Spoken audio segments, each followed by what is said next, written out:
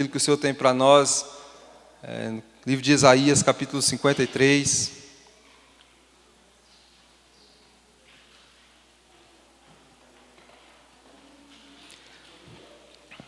Isaías 53. É um capítulo curto, nós estaremos lendo todo esse capítulo. Isaías 53.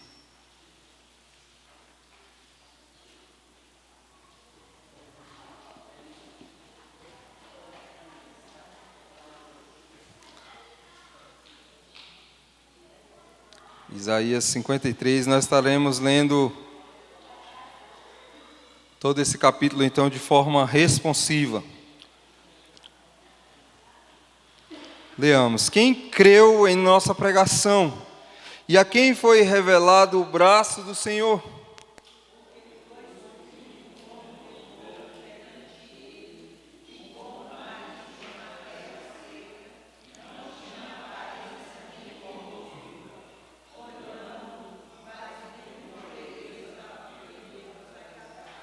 Era desprezado e o mais rejeitado entre os homens, homem de dores e que sabe o que é padecer, e como um de quem os homens escondem o rosto, era desprezado e dele não fizemos caso. Certamente ele tomou sobre si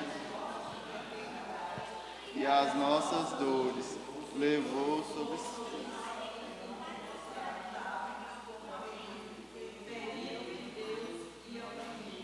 Mas ele foi traspassado pelas nossas transgressões e moído pelas nossas iniquidades. O castigo que nos traz a paz estava sobre ele, e pelas suas pisaduras fomos sarados. Todos nós andávamos desrasgados como ovelhas, cada um se desviava pelo caminho, mas o Senhor fez cair sobre ele a iniquidade de nós todos. Ele foi oprimido e humilhado, mas não abriu a boca. Como cordeiro foi levado ao matadouro, e como ovelha muda perante os seus tosqueadores, ele não abriu a boca. Por juízo opressor foi arrebatado, e de sua linhagem quem dela cogitou? Porquanto foi cortado da terra dos viventes, por causa da transgressão do meu povo, foi ele ferido. Designaram-lhe a sepultura para os perversos, mas com o rico esteve na sua morte, posto que nunca fez injustiça, nem dolo algum se achou em sua boca. Todavia ao Senhor agradou moê-lo, fazendo-o enfermar. Quando der ele a sua alma como oferta pelo pecado, verá a sua posteridade e prolongará os seus dias, e a vontade do Senhor prosperará nas suas mãos. Ele verá o fruto do penoso trabalho de sua alma e ficará satisfeito. O meu servo, o justo, com o seu conhecimento justificará a muitos, porque as iniquidades deles levará sobre si. Por isso eu lhe darei muitos como a sua parte, e com os poderosos repartirá ele o despojo. Porquanto derramou a sua alma na morte, foi contado com os transgressores, contudo, levou sobre si os pecados de muitos, e pelos transgressores intercedeu. Amém. Vamos orar mais uma vez? Santo Deus, Pai querido, ao abrirmos a Tua palavra, ó Deus, vemos tamanha graça, ó Deus, tamanha misericórdia que o Senhor, ó Deus, derramou sobre nós. Obrigado, ó Deus, por Teu Filho Jesus Cristo. Nesse momento, ó Deus, em que refletiremos nesse trecho da Tua Escritura, ó Deus, que aponta para a crucificação do Teu Filho, abre então, ó Deus, as nossas mentes e os nossos corações. Que o Teu Santo Espírito, nesse momento, ó Pai, nos ajude a compreender a Tua palavra, ilumine, ó Deus, as nossas mentes e corações, e então, ó Deus, possamos absorver o máximo daquilo que o Senhor tem para nós nessa manhã. Em nome de Jesus. Amém. Meus irmãos, imagina você um tribunal, onde está diante desse tribunal, ali o tribunal posto, um juiz, as testemunhas, os familiares do réu, o réu, um tribunal posto em que quem está sentado ali no banco dos réus é sabedor do que fez, é de fato culpado, ele compreende então que ele é culpado. Todos sabem que então aquele réu ele será julgado, aquele réu então ele será condenado e possivelmente aquele réu ele terá os seus dias limitados, ele terá a sua vida limitada, ele sofrerá o dano do crime pelo qual ele cometeu.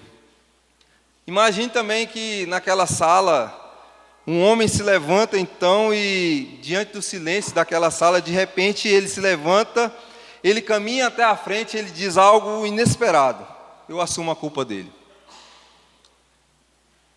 Eu assumo a culpa desse rapaz que está sentado no banco dos réus.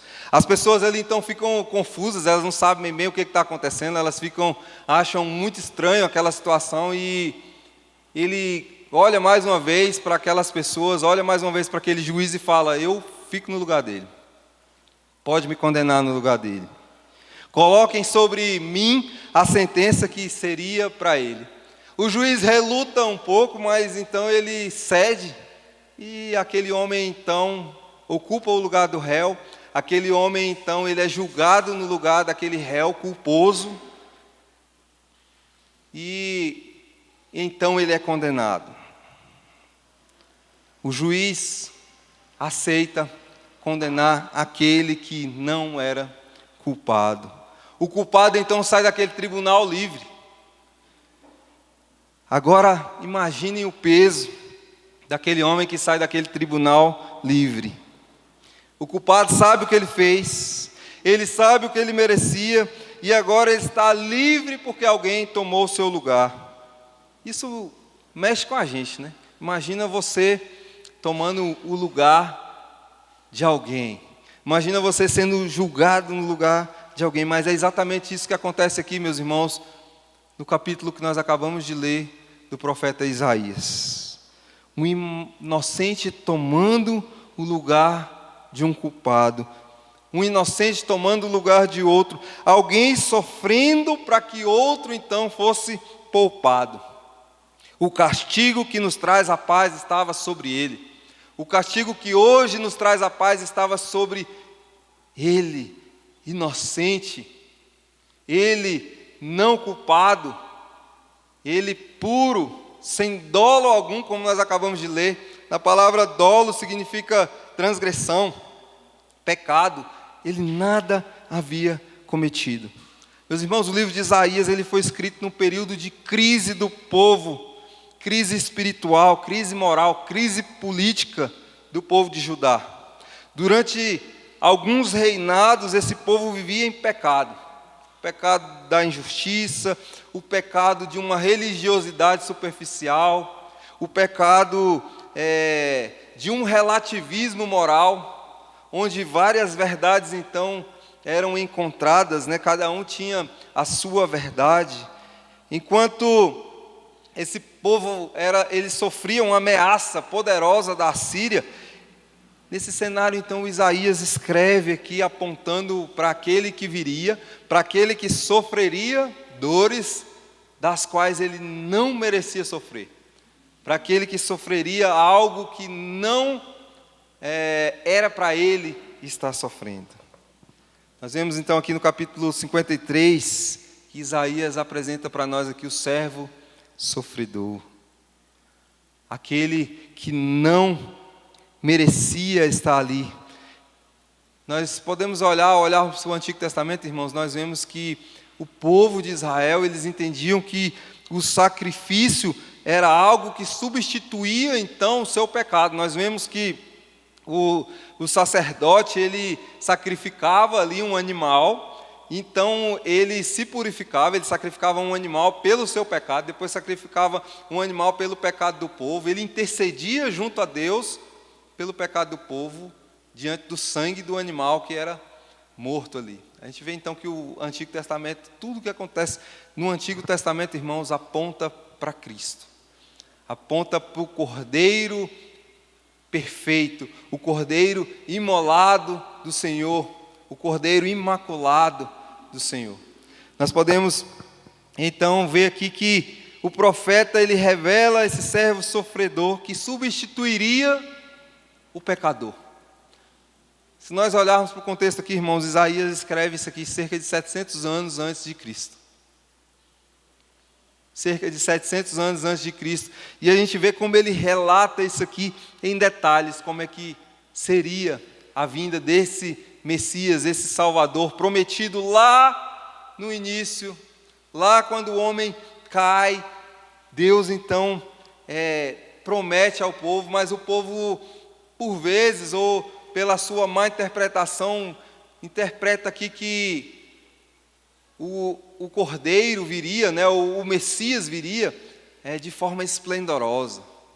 Ele viria de forma impactante, né? E nós vemos aqui que ele veio para sofrer.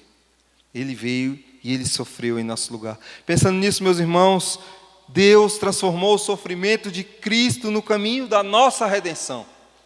Hoje, então, nós vamos refletir aqui brevemente sobre esse tema do sofrimento à redenção. Aquele que veio, que se entregou, que morreu em nosso lugar e que então nos redimiu da nossa culpa, do nosso pecado.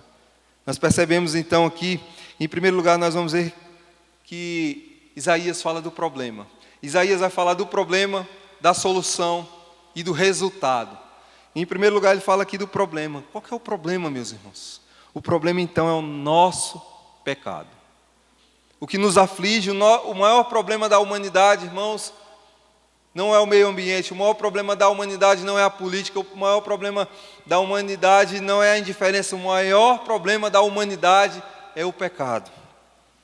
Nós percebemos aqui que o profeta não começa falando de solução, mas ele começa falando de problema. Ele mostra ao longo de todo esse capítulo 53 aqui como está o coração humano, como está o coração do homem que rejeita o Salvador, o coração do homem que rejeita o Messias. O problema, meus irmãos, não é que o homem esteja apenas perdido, mas que ele também rejeita a salvação. O problema do homem, então, não é somente o pecado que lhe foi imputado, mas o problema do homem é que ele rejeita a Cristo. Nas suas ações, ele rejeita a Cristo na sua forma de ser, ele rejeita a Cristo na sua forma de pensar, na sua forma de falar, na sua forma de andar, na sua forma de se portar na família, na sociedade, no trabalho, onde quer que seja, o homem rejeita Deus.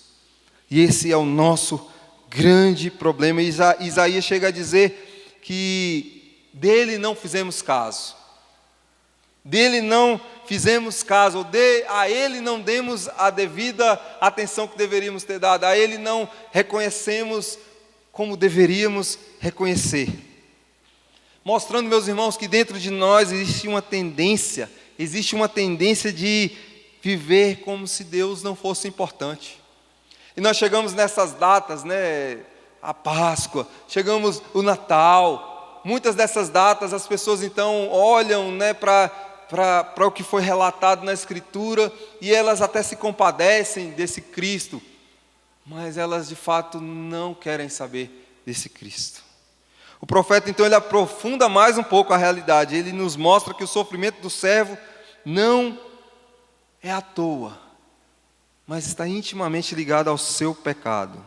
A gente pode ver aí logo no verso 6, quando tudo fica mais claro, né? Nós andávamos desgarrados como ovelhas, cada um se desviava para um caminho.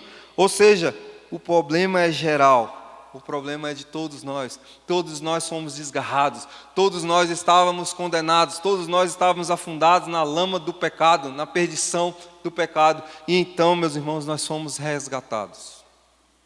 A cruz nos resgatou. Essa passagem ela precisa nos conectar diretamente com Jesus, meus irmãos. Porque quando Isaías mostra que todos nós estávamos desviados, ele mostra o caminho. Uma distância que nós não conseguimos percorrer sozinhos. Essa distância nós não conseguimos percorrer sem a cruz de Cristo, sem Jesus Cristo. Isaías diz que o Senhor fez cair sobre esse servo sofredor toda a nossa iniquidade, ou seja, aquilo que era nosso, o erro, a culpa, o afastamento de nós para com Deus foi colocado sobre Jesus. Foi colocado sobre o Cordeiro. O peso que era para ser nosso foi colocado sobre aquele que não merecia peso algum. Meus irmãos, isso muda completamente a forma como nós entendemos a cruz. Porque ali não foi apenas um homem sofrendo. Algum tempo atrás, um grande ator, e produtor, diretor, Mel Gibson, então, ele fez o filme A Paixão de Cristo, anteontem, foi muito aí mostrado aí em vários canais de televisão. E as pessoas então olham para aquele homem sofrendo ali. E tem algumas cenas muito pesadas naquele filme. E as pessoas então pensam que a cruz foi apenas um homem sofrendo. Aquele homem sofrendo naquela cruz éramos eu e você.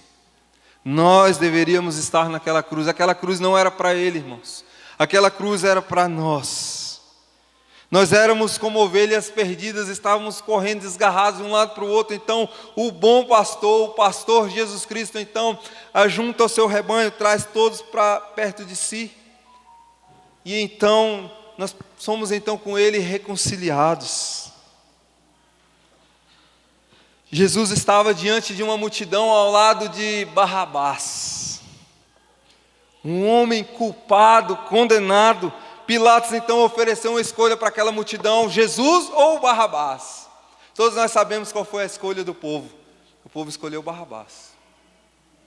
Ao olharmos muitas vezes, meus irmãos, para o relato, a narrativa da crucificação de Jesus, a gente fica um tanto quanto revoltado. A gente fica revoltado com alguns personagens em especial. A gente fica revoltado com o povo que escolhe Barrabás e não Jesus Cristo.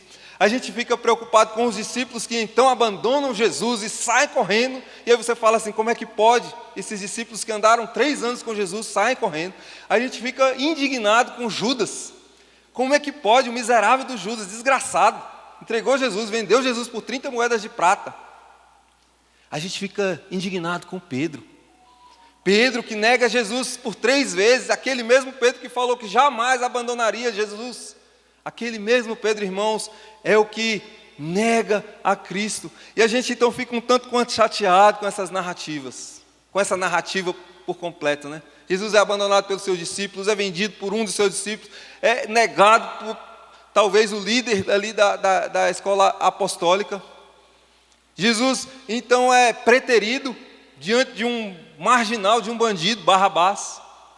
E a gente fica indignado. Sabe, meus irmãos, nós somos Barrabás, nós somos Judas, nós somos Pedro. Constantemente em nossas vidas, meus irmãos, constantemente nós negamos a Cristo, constantemente nós o vendemos por nada, por coisas irrisórias, constantemente nós escolhemos o Barrabás. Constantemente, a verdade é que nós éramos Barrabás, nós éramos Judas, nós éramos Pedro. Nós éramos aquela multidão que diante da opção de escolher a Cristo ou qualquer outra coisa, nós escolhemos muitas e muitas vezes outra coisa, meus irmãos. Portanto, nós precisamos parar de justificar o nosso pecado.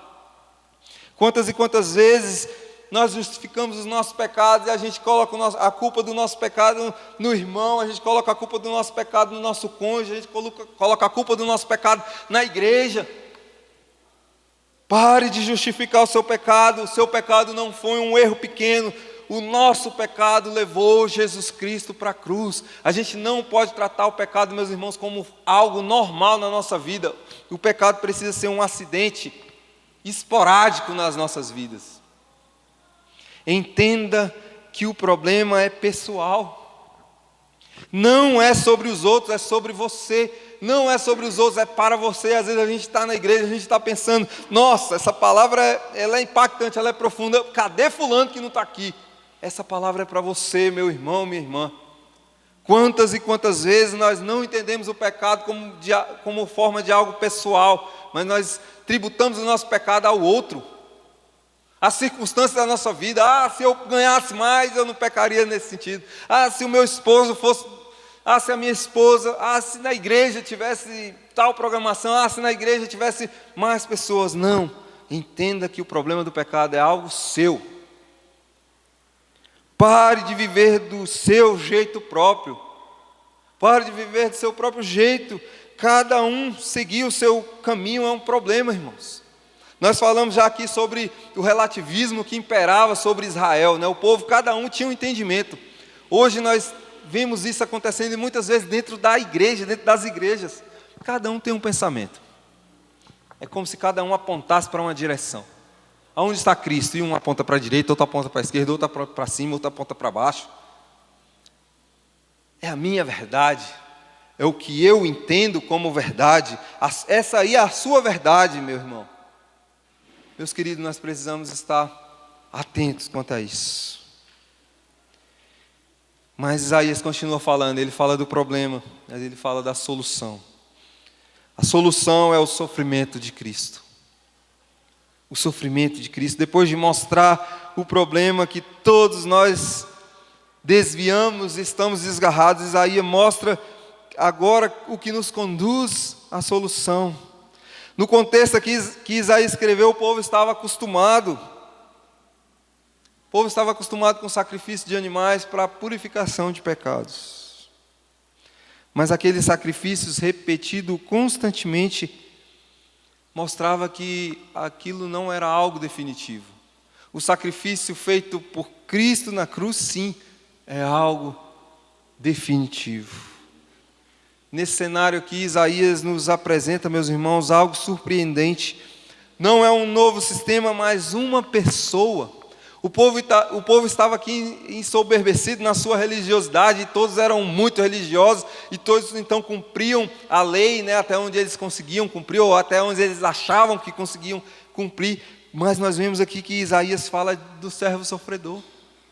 Aquele que viria fazer o verdadeiro sacrifício, o sacrifício então definitivo. E por isso, meus irmãos, hoje nós não precisamos fazer o sacrifício de matar um cordeiro para purificar o nosso pecado. Nós não precisamos de nada mais, nada além do que Jesus Cristo de Nazaré. Nós não precisamos de um outro intercessor, nós não precisamos de uma outra intercessora. Nós precisamos de Cristo como nosso único e suficiente intercessor. O sofrimento de Cristo não foi um acidente na história, mas foi algo planejado. A teologia chama isso de o conselho da Santa Trindade, né? Quando ali Deus Pai, Deus Filho e Deus Espírito, então eles decidem criar e tudo se fez. Quando no conselho da Trindade, então o Filho se fez voluntário para morrer pelo nosso pecado. Eu gosto bastante daquele texto de Filipenses capítulo 2, que fala que Cristo, mesmo Ele sendo Deus, Ele não usurpou o ser igual a Deus, mas Ele se humilhou até a morte de cruz. Ele se humilhou, Ele se entregou até a morte de cruz. Sabe, meus irmãos, nós pararmos para refletir e vermos que um santo Deus, um Deus tão poderoso, tão puro, descer a esse mundo tão podre, descer a esse mundo tão perverso, tão caído, e se entregar, caminhar com pecadores, e por eles morrer. Esse sacrifício então é o sacrifício definitivo, é o sacrifício, portanto, profundo. Na cruz, Jesus não apenas sofreu, Ele carregou o meu e o seu pecado. Carregou o meu e o seu pecado. Foi algo terrível. Sabe as cenas do filme do Mel Gibson? Foi algo muito mais terrível. Seus ossos, sua carne esmagada. Foi traspassado por uma lança. Aqueles chicotes pelos quais ele era açoitado arrancavam a sua carne. A sua carne era exposta. Ele foi pendurado numa cruz. Eu não sei se você já teve a possibilidade de ficar pendurado, né? Às vezes a gente tenta se pendurar em alguma coisa, numa barra, a gente não consegue ficar muito tempo. Esses dias eu vi um rapaz, num desafio na internet, que ele colocou uma placa do lado e colocou uma barra do lado. E aí colocou lá: se você conseguir ficar 1 minuto e meio pendurado, eu te dou R$100. Quase ninguém conseguiu ficar pendurado. Eu acho que eu não consigo ficar nem 10 segundos pendurado numa barra mais. Você imagina Jesus pendurado ali naquela cruz, pendurado ali naquele madeiro. Isso muda, meus irmãos, muda tudo. Muda, ou deve pelo menos mudar a nossa percepção, como enxergamos a cruz, porque a solução não está no que nós fazemos, a solução está naquilo que Cristo fez. Por isso que nós não podemos dar ajudinha para Deus. Às vezes, irmãos, a gente age como se a gente pudesse dar algum tipo de ajuda para Deus. Nossa, e você foi tão bonzinho que Deus vai olhar para você e vai falar assim: meu Deus, né? Ele mesmo vai se... Que orgulho desse meu servo. Nada do que nós fizermos, irmãos, vai trazer esse tipo de reação do nosso Deus. É muito comum, especialmente nessas datas, né, de Páscoa, nós vemos apresentações ou representações da morte de Cristo. Peças teatrais, né? Nós temos um aqui perto de nós, né? Tradicional aqui na nossa região. E diante daquelas encenações ali, as pessoas assistem aquela história, aquela crucificação comovidas, sensibilizadas. As pessoas se emocionam, algumas choram, algumas ficam em silêncio total, e outras pessoas têm até a capacidade de dizer: nossa, que história forte, que situação forte. Mas a vida dessas pessoas não tem uma mudança. Não há uma mudança. Ontem mesmo nós ouvimos, né, da nossa sobrinha lá em casa, ela falando que ela foi nesse momento ali de representação. E enquanto estava sendo representada a crucificação de Cristo, tinha um grupo atrás dela lá, com bebidas alcoólicas, falando palavras de baixo calão. E olhavam para aquilo e falavam: nossa, tadinho de Jesus. Meus irmãos, quantas e quantas vezes nós somos assim, nós olhamos para a cruz e falamos: nossa, Jesus morreu por nós, coitado dele. E isso não faz diferença na nossa vida. Isso não faz diferença na nossa forma de ser, na nossa forma de interpretar a vida, na nossa forma de interpretar as Escrituras, meus irmãos. Aquilo que foi feito ali foi algo muito profundo. Isso revela algo importante. Se emocionar pelo sofrimento de Cristo não é o mesmo que ser transformado pelo sofrimento de Cristo. Sabe, aquele sofrimento de Cristo, ele precisa gerar em nós uma transformação. Precisa gerar em nós uma transformação verdadeira. Precisa gerar em nós uma transformação de mudança mesmo de vida. Se Cristo sofreu por você, não trate isso como algo comum. Não foi algo comum que foi feito naquela cruz, meus irmãos. Não foi algo comum.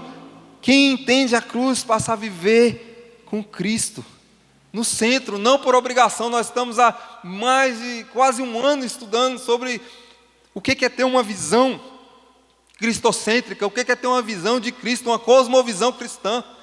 Ter uma cosmovisão cristã é ter Cristo como nosso referencial maior. É olharmos para Cristo e vermos que Cristo é o motivo da nossa vida. É olharmos para Cristo e vermos que Cristo é o motivo da nossa existência, que Cristo é o motivo por hoje nós não estarmos ardendo no fogo do inferno, meus irmãos.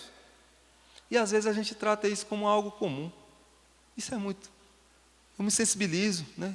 Eu simpatizo com isso aí.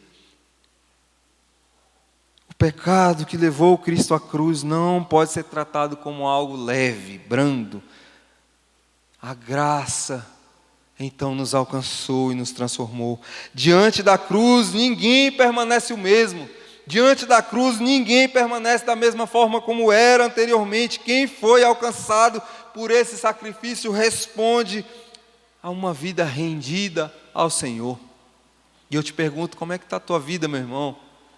A sua vida de fato tem sido uma vida rendida ao Senhor? quebrantada diante do Senhor. Nós acabamos de cantar um cântico aqui que fala sobre isso, né? Quebrantado é o meu coração. A sua vida tem refletido de fato o que foi o sacrifício na cruz? Meus irmãos, para concluir, Isaías ainda fala sobre o resultado. O motivo foi o pecado.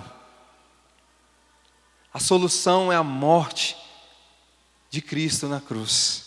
E o resultado é a nossa redenção. Depois de mostrar o problema, o sofrimento do servo Isaías, então nos conduz ao ápice desse texto aqui, a redenção. Ele fala sobre o castigo que nos traz a paz. A paz aqui, Shalom, que tem a ideia, né? Ela é muito mais profunda do que muitas vezes nós interpretamos paz, né? Mas ela tem a ideia da restauração por completo. É o Shalom completo, a paz completa, a reconciliação completa que nós temos com o servo sofredor. Ou seja, o resultado do sofrimento não é apenas um alívio momentâneo, mas um alívio eterno. O alívio da cruz, meus irmãos, o alívio de nós termos sido mortos juntamente com Ele e com Ele também ressuscitados, é um alento, é um refrigério eterno. Não foi apenas algo simplório.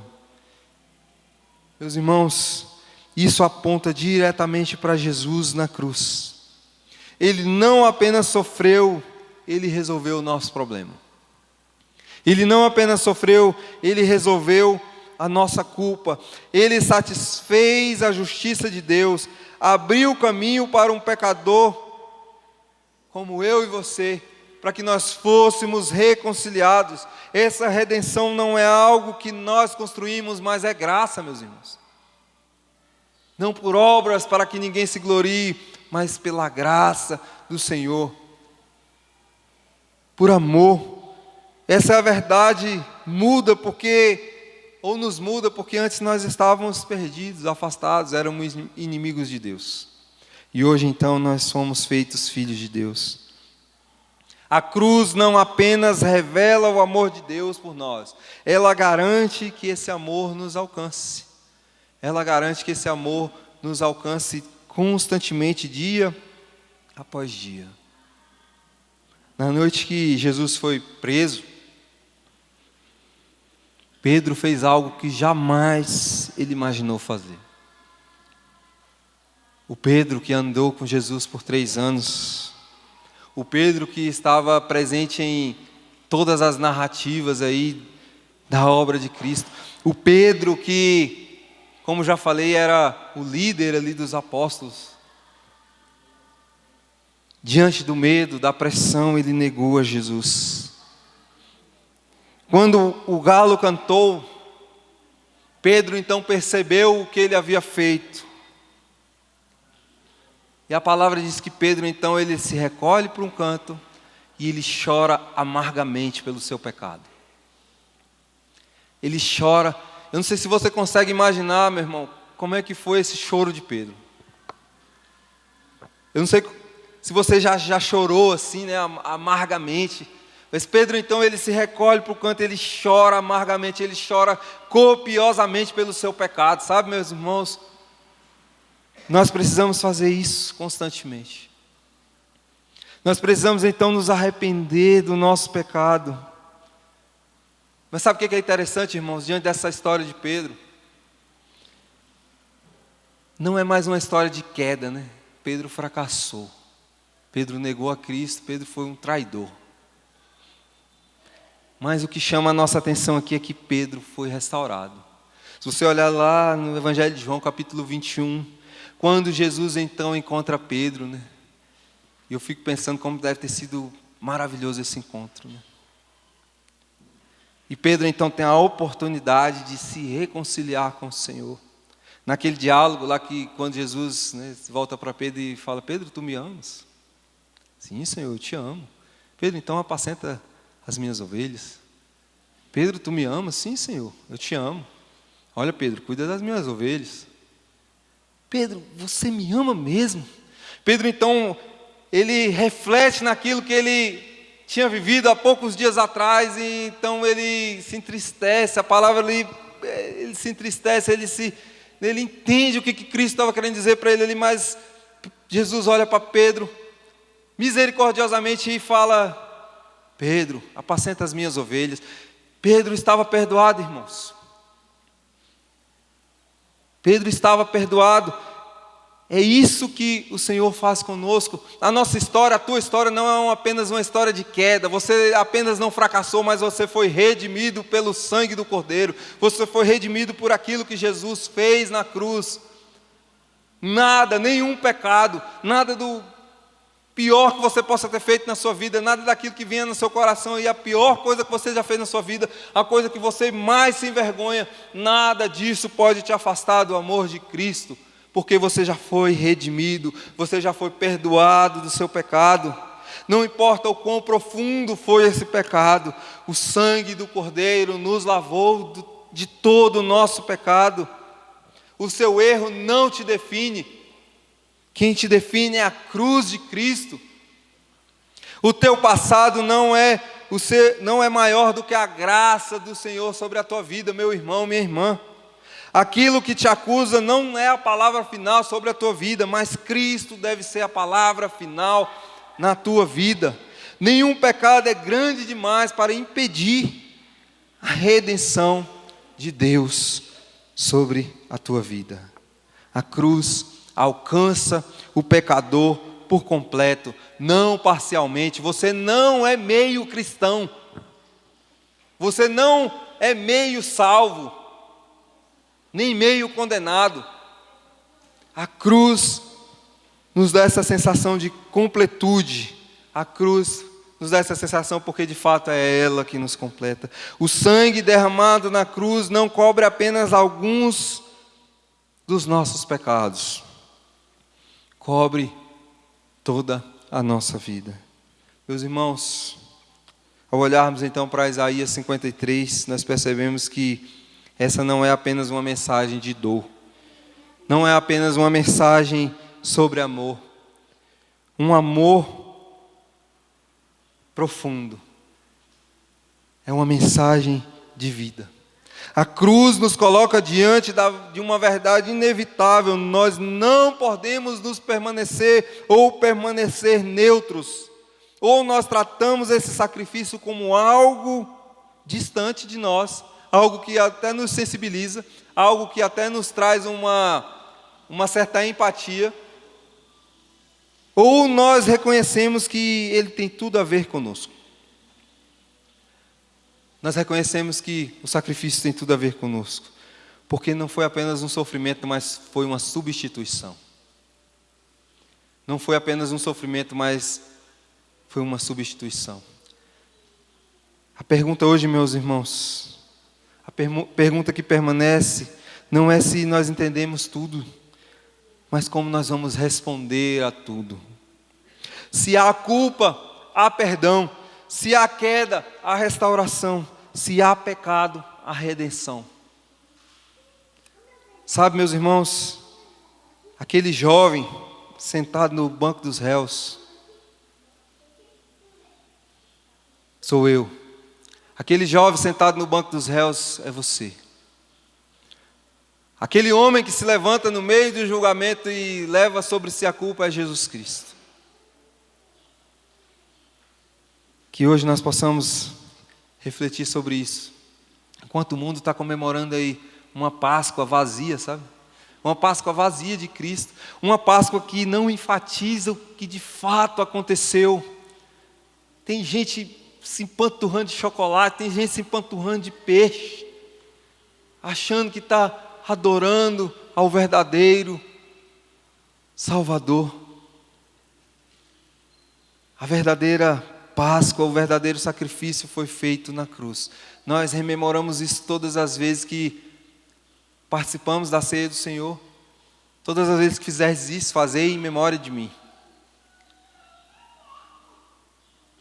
É um momento que nós precisamos lembrar todos os dias, todos os momentos das nossas vidas, não apenas no domingo de Páscoa, não apenas na semana chamada Santa, mas em todos os momentos das nossas vidas. Que Deus tenha misericórdia de nós, meus irmãos. Que Ele se compadeça do seu povo. Que nós possamos entender que essa verdade não é apenas uma verdade a ser ouvida, mas é uma verdade que precisa ser recebida no nosso coração. Que Ele tenha misericórdia de nós. Abaixe sua cabeça. Vamos orar. Santo Deus, Pai querido,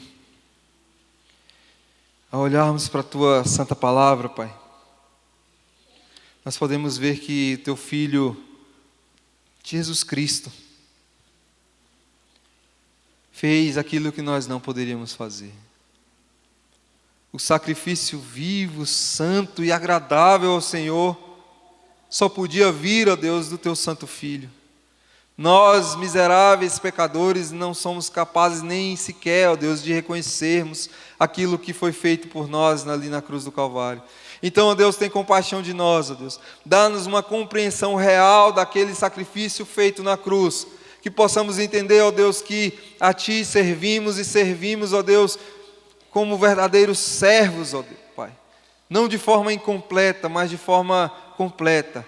Rendendo a Ti a graça, rendendo a Ti, ó Deus, o louvor, rendendo a Ti a adoração, que só podem ser dadas ao Senhor. Então, Pai, continua nos abençoando, continua abençoando o Teu povo. Que essa mensagem, ó Deus, aqui de Isaías 53, seja algo presente, constante e perene nas nossas vidas. Derramando o Teu poder sobre nós, ó Deus. No nome de Jesus, nós oramos agradecidos. Amém.